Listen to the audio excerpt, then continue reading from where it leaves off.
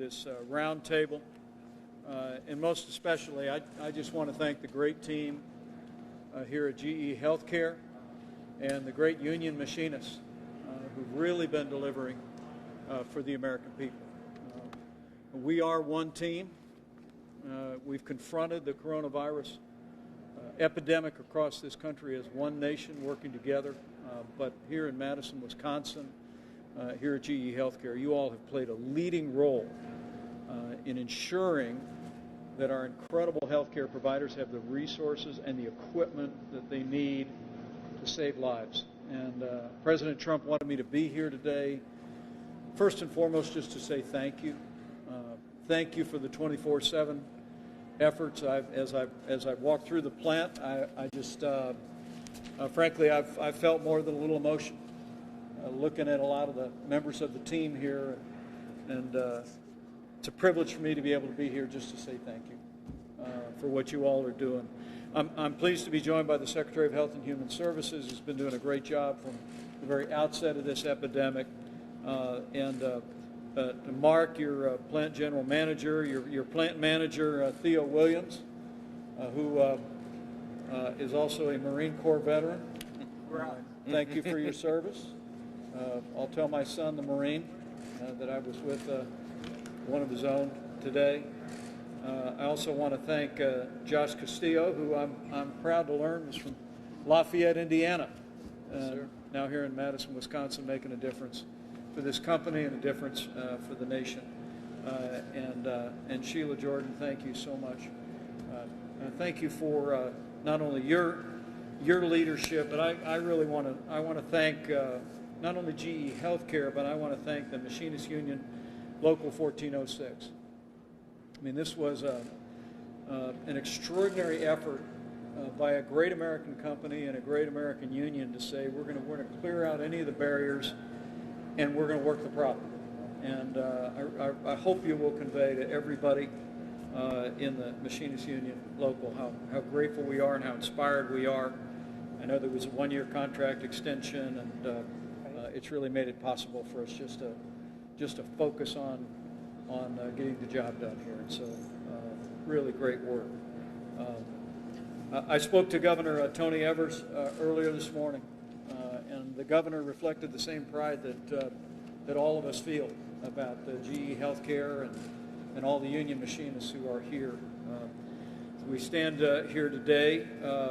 I'm told that at the present moment we've managed through our national stockpiles and elsewhere to distribute some 11,000 ventilators, many of which were made here.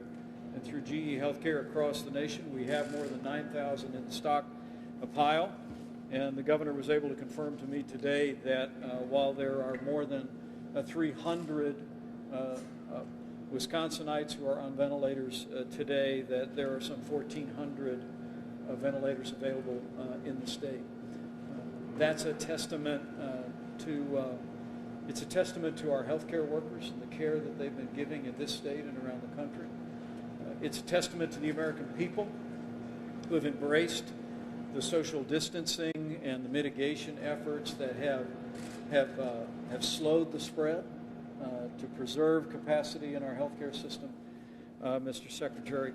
But undoubtedly, it is also a testament to each and every one of you. Mark was sharing with me that even before the federal government and GE Healthcare started to work together, utilizing the Defense Production Act to make sure you had the supplies that you and Ford and other companies needed to scale up ventilator production. This company didn't wait to be asked. And it really is inspiring to me that shortly after the first of the year, GE Healthcare and this union and all this great workforce stepped up and said, we need to increase production here. You understood the need. You leaned in it. And there's just simply no question that union machinists save lives.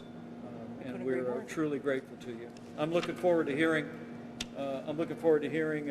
your thoughts, your experiences, how we can continue to work together. But I must tell you, from the time the President first asked me to lead the White House Coronavirus Task Force, saving lives is our one mission. And America is our one team. And I want to thank GE Healthcare and all the hardworking people here for being such a vital part of that team, because of all of you and because of those healthcare workers and because of the steps the American people have taken, the sacrifices the American people have made, every American should be proud of the fact that no American who has needed a ventilator has been denied a ventilator during the coronavirus epidemic. Let me say that again. Because of all of your efforts, because of what the American people have done, because of our incredible healthcare workers, no American who has required a ventilator has been denied a ventilator. And I must tell you that that's an incredible comfort to millions of Americans, and it's an incredible tribute to each and every one of you. So on behalf of the President of the United States and on behalf of grateful American families across this country, thank you. Thank you for what you've done here. And with that, I'm happy to turn it over to Mark Goyette to share a few thoughts, and we'll hear from the Secretary, but I'd love to hear how we can work together even more effectively to continue to meet this moment in the life of our nation. Thank you. Mr. Vice President, Mr. Secretary, it's an honor to host your visit. We had a chance to walk through our production areas so we could show you how we are increasing capacity and output of ventilators and anesthesia machines. And we're not done yet. We're going to continue the hard work to increase output until every need is met. So thank you for coming to visit us.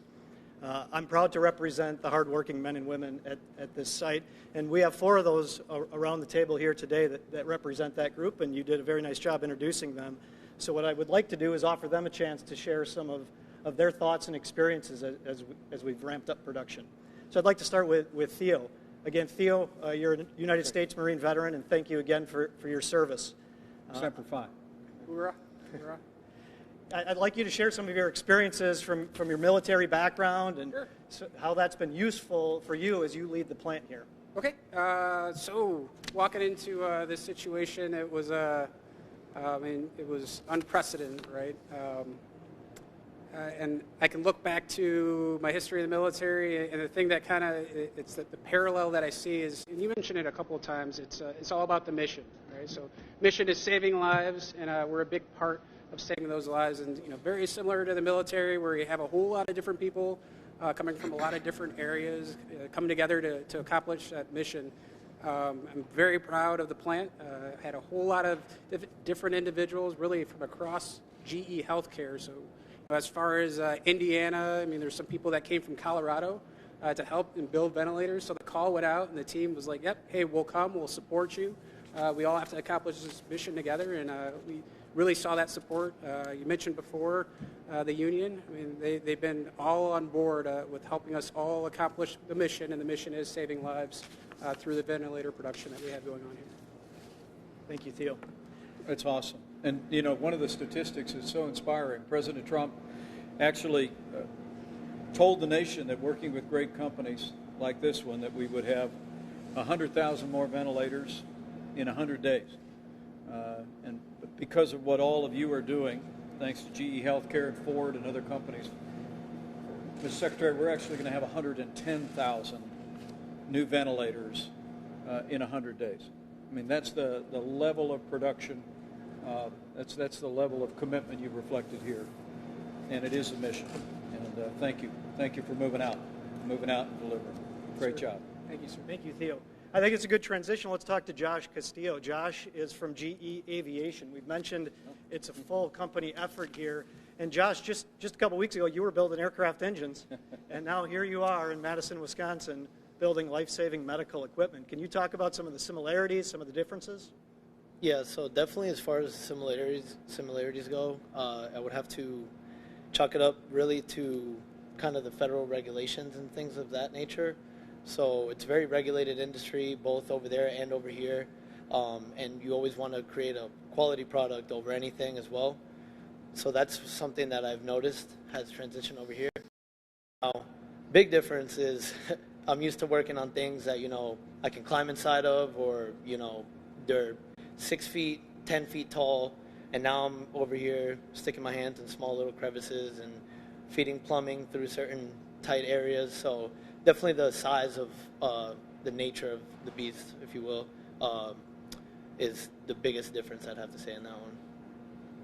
Josh, you should be very proud. Your team is very hardworking, very quick learners, and over 40 members like you are here helping us, and we're very grateful for you and for all of them. Thank you. Yes, and if I can as well, I'd just like to give a special thank you as well to those 42 men and women who, left their homes back in Indiana and came out here to support the cause, to help the world. I definitely would like to say that, and then as well to GE Healthcare and the union as well. Just, we really appreciate you guys opening up and, accepting the help in this, drastic times. Josh, let me echo that, too, to all the Hoosiers that are up here helping GE Healthcare. Yes, sir. I was governor of Indiana when we broke ground on GE Aviation, and that's a great plant. It's got a great workforce, but I'm just a little bit more proud to know that that all you Hoosiers dropped what you were doing and you got up here to Madison, Wisconsin, and you started building ventilators. So, great job, really, and give them all my best. Okay? Will do. Thank you. So as we walk through the plant too, are very visible the valuable production associates that are building the ventilators and anesthesia machines. But this is a massive manufacturing engineering effort as well to ramp up. And we have Anna Scott. She's a manufacturing engineer from the site here. And we've had a lot of help with manufacturing engineers from around GE Healthcare as well. And Anna's been key in helping to integrate them so we can ramp up production. Anna, can you share some of your experiences as we've done this? Absolutely. So one of the things that I really noticed as we started to ramp is the amount of help that we got. As we were really starting to ramp, the chief engineer within Global Supply Chain gave me a call and he said, listen, I'll be out there tomorrow and we'll figure out what we need to do to increase capacity, address bottlenecks, fix yield issues. The next day he was here and we walked through, the problems that we were having and where we could use engineering help. The next day he was back and he brought more engineers with him. And the day after that, and they've continued to be here every single day, and now we have a team of 8 or 9 engineers who are in a conference room every single day, 100% dedicated to duplicating complex equipment, solving yield issues, and on the it's take some engineers who were willing to come from different areas and become production associates, really figure out the assembly, and now they're willing to help us with manufacturing engineering, training, different aspects on the floor as well. So the amount of help that we have gotten has been incredible. Well, you've done a tremendous job, Anna. Thank you. Will you give our best and our thanks to that whole team? Will do. Thank you. It's just really impressive. Yes, and for me it's very humbling to get all this extra help that isn't here, so thank you. Well, it's great. It's made a difference for the country. Great. Thank you. Sir, as you're hearing these stories come together of the tremendous teamwork, I'd like to turn over to Sheila Jordan. She's the local IAM chairperson. And I'd like her to have a chance to reflect her thoughts on the process of us coming together to make this agreement and work side by side. So, Sheila? Yeah, it was the unprecedented times and the measures that we have to take. I'm really proud of our machinists union and the company for coming together so quickly. It was in a matter of less than a week that we came together, and I'm proud of my union brothers and sisters. And when was that, Sheila? Can you tell me when? I know the exact day, actually. We were coming back from negotiation prep in Maryland, actually, the whole union committee, and right. We got a phone call from GE telling us that they wanted us to come to the table early to try to work out a deal. So it was March 16th. Wow. So, and then by the end of that week. End of the week, you did. End of the week, we had a contract ratified. That's really impressive. And voted on by everyone here. The non-bargaining unit employees working with bargaining unit employees was what we knew we had to agree to that to help with this pandemic. It was just on the verge of escalating into a pandemic at the time. So we recognized that, and we came together as one and decided that this is what we needed to do to help the world, basically. So GE's always been, since I started working here, it's always been about helping people, saving lives, and things like that. Right now, it's just a little more in the spotlight with the pandemic going on right now. So, Well, that is a, number one, it's a great tribute to your membership. It's a great tribute to the union and a great tribute to you. Thank you. Thank you for the flexibility. Thank you for the way you came together to really put the health and well-being of the American people ahead of everything else. And that was well, on the plane here. I was literally speaking to Governor Evers about that, and he expressed his admiration for GE Healthcare. But he said to me, Mike, he said, you also got to talk about the machinists union, because he said they stepped up and they made it work. They made it happen. They're able to build the workforce and be able to scale this operation in some unprecedented ways. So would you please communicate our respect and admiration? absolutely. To every one of your members. I hope you wear our shirt proud. I'll wear that shirt proudly. I'll tell you. Thank you. It's an honor. I'll carry it back. I will. And it's absolutely true. I felt, as I said, I felt more than a little emotion walking through and seeing what President Trump often calls the spirit that's obvious here. But that's not a slogan. That's truth. We're all proud of what we do here. Yeah, union machinists are saving lives every day. You're doing it here every day. But right now, your willingness to come together and put the country first and the needs of the country first. It's very inspiring. So my compliments and my gratitude to you and the whole team. Thank you. Great job. Really great job. I thought, good. Are you good? I'm good. Let me let the secretary just give you a few thoughts, and then I know you've got a shift change coming up not too long, and I don't want to be in the way of that. But after the secretary, maybe we can take a couple of questions if you want, things that you're curious about, things we're working on, or how we can be more helpful for each and every one of you. Okay, Mr. Secretary. Well, Mr. Vice President, thank you very much, and I just want to thank Sheila, Josh, Anna, and Theo for the incredible work, Mark for your leadership here.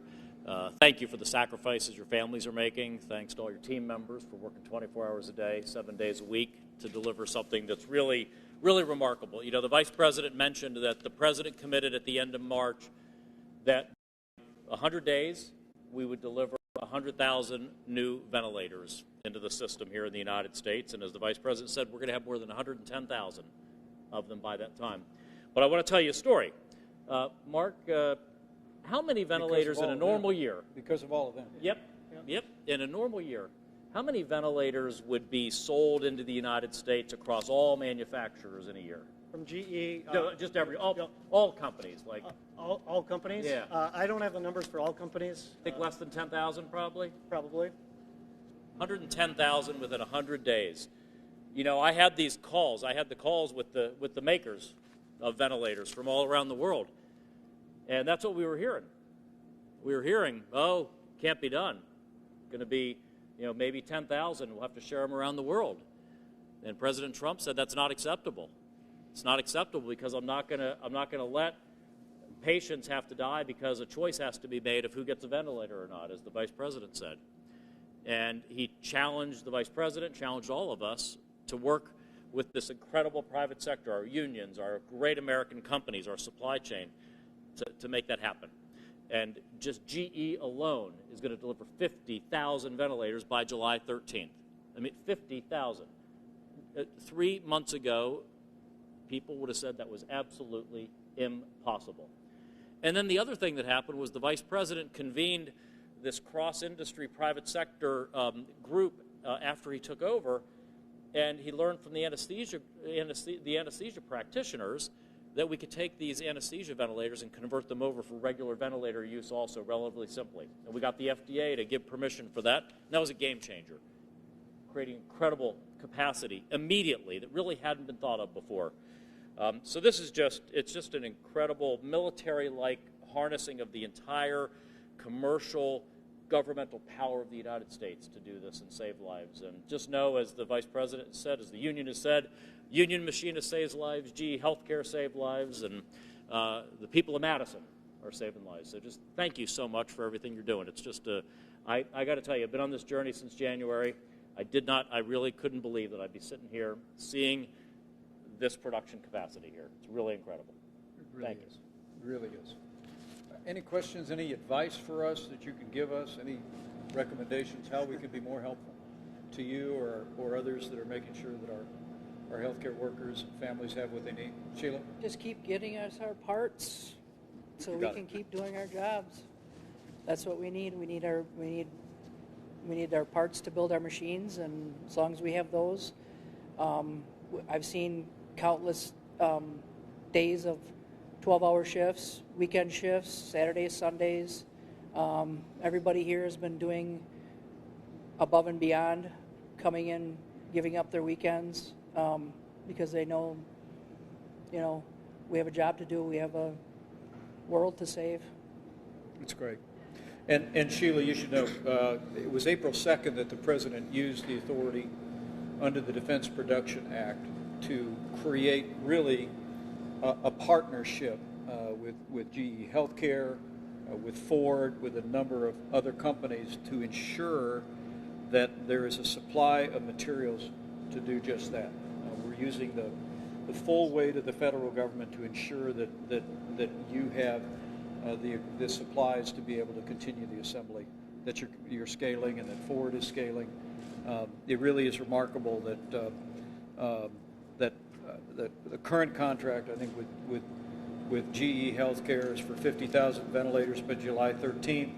Ford is expected to create another 50,000 ventilators in the next 100 days, 30,000 a month after that. But we understand the need for supplies to be able to meet that, so we'll continue to use, at the President's direction, we'll continue to use the Defense Production Act, working through HHS to make sure that you have the ability to put this critical equipment together. Thank you. Okay, for America, and as the President said, as we work every day to put the coronavirus in the past, and we are seeing encouraging trends. I hope you are seeing them as well. The cases in California and Washington State are low and steady.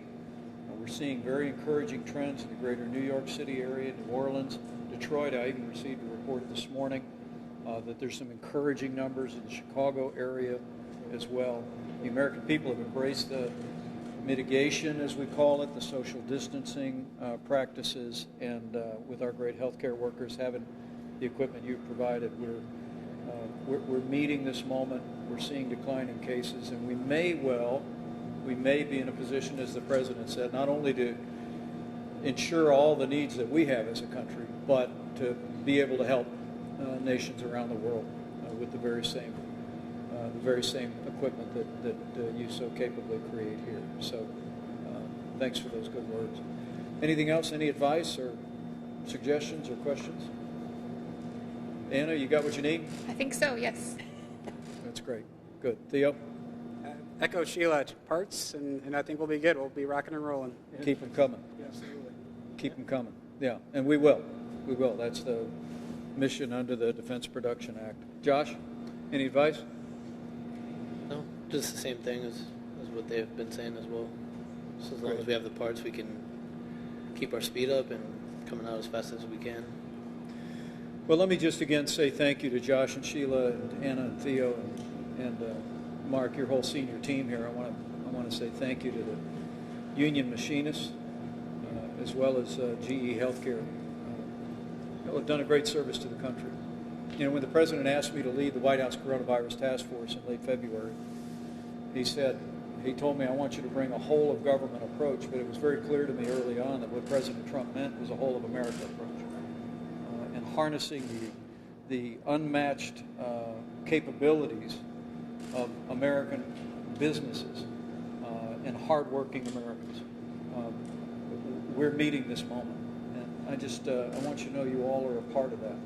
When we sit here today, as of this morning, more than 780,000 Americans have contracted the coronavirus. We grieve for the families of the more than 42,000 who've lost their lives, including families here in Wisconsin. But I want to encourage you with the word that you are making a difference. I know you're running 3 shifts here, 24 hours a day, 7 days a week. But there's no question in my mind that because of what you have done, we have had the equipment that our dedicated healthcare people have needed to be able to give the kind of health care to American families struggling at the centers of this epidemic, what any one of us would want our family to have. And because of what the American people are doing, because of what you're doing here at GE Healthcare, union machinists have done, and frankly because of some great work here in Wisconsin and all across the country at the state and local level, we're getting there. We're getting there. We have a ways to go, but together we will meet this moment. We will, I believe with all of my heart, reach that day someday soon when we can put the coronavirus in the past. And when that day comes, all of you and your families, everyone here at GE Health, and all the hardworking team here will know you played a pivotal role in the American response to the coronavirus epidemic. And so, once again, on behalf of your president and the American people, thank you, and God bless you. Keep up the great work, okay? Thank you. Thank you. Thank you, Mark.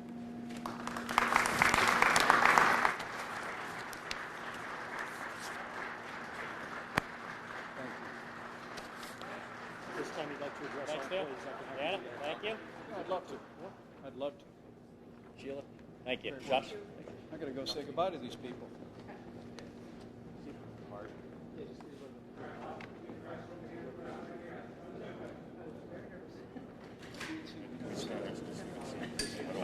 No, pool's going to be right here. Nice deal right down here. Is that okay? Yep. Anna, if you could step that way, please. Thanks. Thank you, Anna.